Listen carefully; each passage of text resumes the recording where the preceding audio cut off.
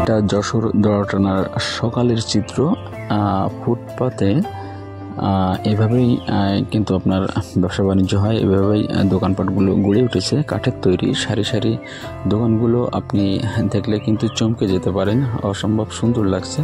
এখন সকাল, তাই এখানে কোনো লোকজনের সমাগম নেই, একেবারে ফাঁকা পড়ে আছে। কিন্তু আপনি যখন সন্ধ্যার পরে বা রাত্রে আসবেন তখন কিন্তু এই অবস্থা দেখতে পারবেন না। তবে চলুন আমরা সন্ধ্যার পরে কি অবস্থা হয় সেটা দেখে আসি।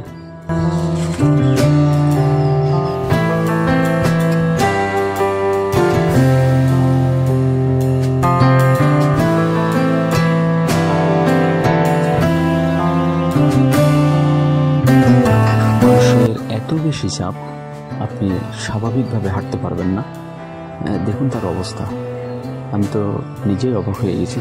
সকালে কি দেখছিলাম আর এখন কি দেখছি, এটা আসলে আমার কাছে একটু অদ্ভুত মনে হচ্ছে।